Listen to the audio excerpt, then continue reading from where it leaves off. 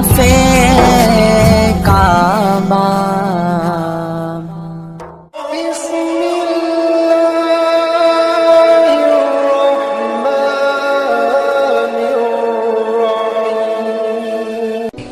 اور میں نے اپنے باپ سے عہد کیا ہے 10 محرم کے دن جب میں نے اپنے والد گرامی سے بیعت کے لیے کہا تو 2 سال 3 سال ٹالتے رہے. پھر محرم کی شام تھی کہ مجھے بلایا اور میں جب آپ کے ہاتھ میں ہاتھ دیا تو فرمانے لگے جانتے ہو آج دن کون سا ہے؟ تو میں نے پھر عہد کیا تھا کہ جیوں گا تو آپ کے لیے اور یا رسول اللہ مروں گا تو آپ کے لیے اور زندگی کی آخری سانس تک یا رسول اللہ آپ کے دین کے لیے وقف رہوں گا. اور الحمدللہ مجھے فرمانے لگے کہ طمع نہیں کرنا، اگر کوئی محبت سے پیش کرے تو منع نہیں کرنا اور جب پھر لے لو تو پھر جمع نہیں کرنا. یہ ساری زندگی میں رات کو آتا تھا نا جب درس قرآن سے، کبھی بھی ایسا نہیں ہوا تھا کہ میں ابا جی سے اجازت کے بغیر گیا. آج میں پہلی مرتبہ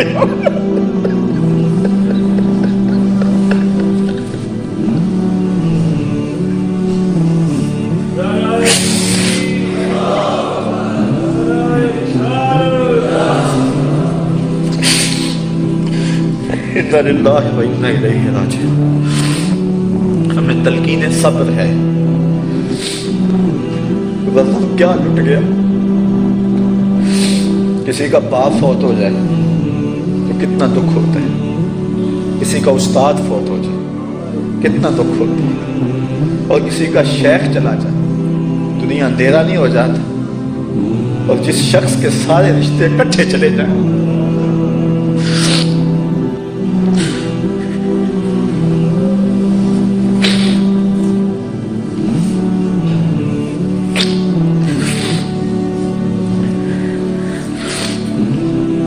جب بھی آیا ہوں رات 3 بجے آیا ہوں، 4 بجے آیا ہوں، 2 بجے آیا ہوں، ان کی آنکھیں میرے منتظر رہتی تھی.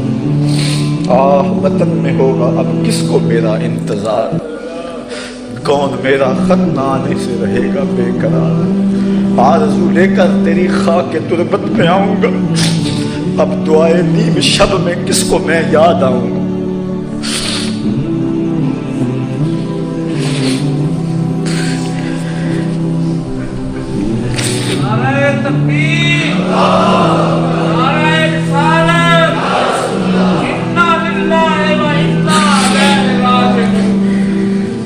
حیف در چشم زدن صحبت یار آخر شد، روئے گل سیر ندیدم و بہار آخر شد. تو میں بات کر رہا تھا ان کی تربیت کے حوالے سے کہ میں جب آتا تو ان کی آنکھیں میرا انتظار کر رہی ہوتی. اور میں ایک حدیث حضور علیہ السلام کیا کہ جب اپنے والدین بڑھاپے میں چلے جائیں تو ان سے ایسی باتیں کریں کہ وہ خوش ہو جائیں. تو میں آ کے زیادہ خدمت تو ہم نہیں کر سکے، تو میں آ کے ان کے ٹانگوں پہ پاؤں پہ ہاتھ رکھتا. تو 2-1 منٹ کے بعد مجھے کہتے کہ چلو تھکے ہوئے ہو سو جاؤ. تو میں جا کے سو جاتا. میری والد گرامی کی چارپائی کے بالکل ساتھ چارپائی تھی. میرا یہ خیال ہوتا میں ان کو نہیں دیکھوں گا، ان کی نگاہیں تو میرے اوپر پڑتی رہتی. تو میں نے کہا اچھا آپ ایک دن ایسا ہو، میں نے کہا پہلے آپ سنیں. تو کہتے ٹھیک ہے. یہ تقریباً 6-4 ماہ کی بات ہے. تو میں چارپائی کے اوپر جھکا ہوا، تو میں نے کہا پہلے آپ سنیں. کہتے ٹھیک. میں نے کہا ابا یہ آنکھیں بند کر. ابا نے آنکھیں بند کر. اب میں خاموش ہو. ابا سمجھے کہ چلا گیا. آنکھیں کھولی تو میں کھڑا تھا تو جلدی سے آنکھیں بند کر.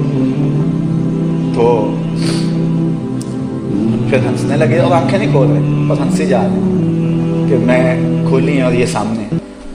اس کے بعد تھوڑی دیر کے بعد پھر آنکھیں کھول لی. تو میں نے کہا آپ نے پہلے کھول لی. تو رو پڑے کہنے لگے تجھے دیکھنے کے لیے کھولی.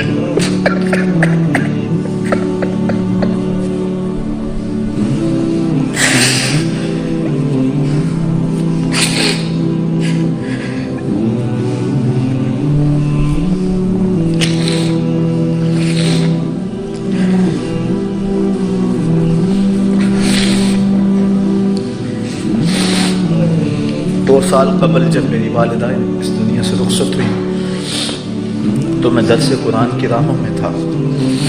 اور مجھے اچھی طرح یاد ہے کہ آخری شب جب میں نے جیلم سے بھی تینے سے بھی آگے جانا تھا تو مجھے اپنی امی سے اجازت چاہی. انہوں نے رو کر کہا تھا کہ بیٹا جاؤ. جمعۃ المبارک پچھلے جمعہ کو میں ابا جی سے اجازت لے کر جب کینٹ جمعے کے لیے جانے لگا تو ان کے چہرے پہ مسکراہٹ پھیل گئی اور بہت زیادہ خوش ہوئے.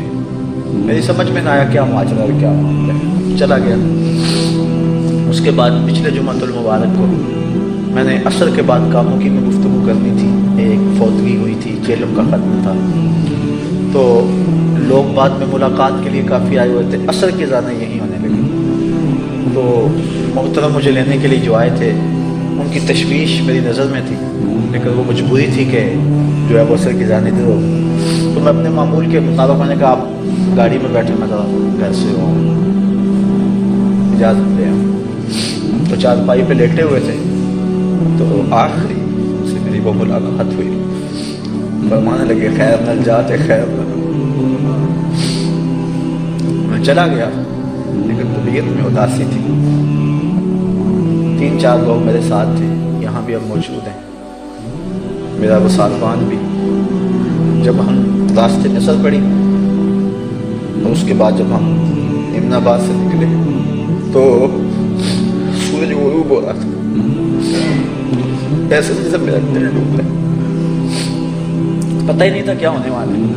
تو میں نے ان سب کو کہا، میں نے کہ دیکھو کہ جب سورج عصر کے وقت پہنچتا ہے تو کتنی جلدی غروب پہنچا تھا.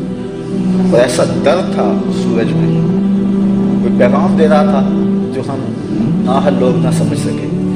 شاید اس کا پیغام کچھ سمجھنے والا ہوتا تو وہاں سے پلٹ آتا، لیکن میرا یہ مقصود تھا کہ جب میرے والد گرامی کی آخری سانس آئی تو اس وقت میں درس قرآن دے رہا تھا. میرے مالک، زندگی میں نے جو بھی کمائی کی، اگر مجھے کوئی قبول ہے میں سب کچھ اپنے باپ کے نامہ اعمال کے سپرد کرتا ہوں. اے اللہ ان کے درجے بلند فرما دے. آپ نے کہا تھا میری قبر کچی بنانا اور میری تعریفیں نہ کرنا. یہ جو باتیں کی ہیں یہ اس گرو محاسن موتا کو حضور نے فرمایا اپنے فوج شدگان کی اچھی خصلتیں اور خوبیاں بیان کرو. یہ اس کے تحت میں کچھ باتیں بیان کی ہیں. اللہ تعالیٰ انہیں اپنے جوار رحمت میں جگہ دے. اکیلا میں نہیں، زمانے نے دیکھا کہ جب ان کا جنازہ اٹھا شہنشاہ ہفت تکلیم کو بھی وہ اعزاز نہیں ملا ہوگا جو میرے باپ کو ملا تھا. ہر دل دکھ سے بھرا تھا، ہر آنکھ پر نم تھی. اور اس وقت جب جنازہ اٹھا تو میں اس ڈر سے کہ کہیں واویلا پیدا نہ ہو جائے اور شریعت کی کوئی ہاتھ نہ ٹوٹ جائے جس پہ ساری زندگی میرے باپ نے پہرا دیا، کہیں اس کا نقصان نہ ہو جائے. ورنہ میرے دل میں بات آ رہی تھی کہ میں بلند آواز سے کہوں کہ لوگوں دیکھو میرے پیا کی بارات جا رہی ہے. اور پھر ایسے ہی منظر تھا. اور اقبال کا وہ شعر، اگر آپ جس نے میرے شیخ کی زیارت کی ہے اقبال کا وہ شعر اور پھر اس زیارت کے منظر کو سامنے لائے کہ اقبال نے کہا تھا نشان مرد مومن بات گوئم چوں مرگ آئے تبسم بر لب اوست. تجھے اللہ کے بندے کی نشانی بتاؤں، جب موت آتی ہے اس کے چہرے پہ مسکراہٹ پھیل جاتی ہے کیونکہ وہ اپنے یار کو ملنے جو جا رہا ہوتا ہے. تو وہ مسکراہٹیں آخری دم تک ان کے چہرے پہ رہی. جن لوگوں نے لاحد میں اتارا، جن لوگوں نے جنازے کو کندھا دیا، جن لوگوں نے جنازہ پڑھا، مجھے متعدد لوگ، متعدد سے مراد سینکڑوں نہیں، درجن کے قریب لوگوں نے مجھے یہ کہا ہے. شاید مشاہدات کئیوں کے ہوں لیکن بات جہاں تک مجھے پہنچا ہے وہ درجن سے کم لوگ ہیں. انہوں نے کہا ہے کہ جس نے جنازہ پڑھا وہ کہتا ہے میری عبادتیں ڈبل ہو گئی. کوئی کہتا ہے پنجگانہ نماز تو میسر تھی لیکن اب تہجد کے سجدے بھی مل گئے. الحمدللہ یہ ہے ان کا فیضان. دعا کرو کہ اللہ تعالیٰ ان کے نقوش پاک کی برکتیں ہمیں نصیب فرمائے. جب آپ کو لحد میں اتارا جا رہا تھا تو اس وقت میرے دل میں جو دعا تھی جو لبوں پہ آنا چاہ رہی تھی لیکن میں دل میں ہی مانگتا رہا چونکہ وہاں ہجوم و رش. تو میں نے کہا تھا مالک میں اور کچھ نہیں مانگتا، جس طرح سے میرے والد نے زندگی گزاری مجھے ایسی ستھری زندگی عطا فرما دے، پاکیزہ زندگی جس میں تصنع نہیں تھا، جس میں ریاکاری نہیں تھی، جس میں بناوٹ نہیں تھی، جس میں غرض اور لالچ کا زندگی بھر میں کوئی پہلو نہیں آیا تھا۔ ذرا تصور تو کرو، ایک شخص ہے، اس کی 8 بیٹیاں، ان کی شادی ہونی ہے، 2 بیٹے ہیں، اور وہ جو ہے وہ 70 اور 80 کے پیٹے میں ہے، اور کاروبار بھی بالکل جو ہے وہ چند ہزاروں پہ مشتمل ہے، لیکن اس کے باوجود بھی جو ہے وہ اپنے دامن کو غرض سے اور لالچ سے پاک رکھے ہوئے ہے، اور دنیا کی دولت کی طرف نظر اٹھا کر بھی نہیں دیکھتا۔ اپنی حویلی بیچ لیتا ہے، اپنی بھینسیں بیچ لیتا ہے، سب کچھ بیچ لیتا ہے، اور کبھی جو ہے وہ اس حوالے سے ان کے دل میں کبھی کوئی بات تک بھی نہیں آئی تھی۔ اور مجھے ایک دن جس کے لیے میں بات سنانے لگا، پھر بات دوسری سمجھ نکل گئی کہ میں رات کو آیا، میں ٹانگیں دبانے لگا تو مجھے کہنے لگے کہاں سے آئے ہو؟ میں کہا کرتا تھا درس قرآن سے، تو خوش ہو جاتے قرآن کا نام سن کر، تو مجھے پھر فرمانے لگے کسی سے کچھ لیتے تو نہیں ہو، مانگتے تو نہیں ہو؟ اللہ اکبر۔ میں نے کہا ابا جی آپ کی تربیت کا اثر ہے، کبھی دل میں بھی نہیں آیا، یہ اللہ کا فضل ہے، اتنا آسان کام نہیں ہے، بڑا مشکل کام ہے۔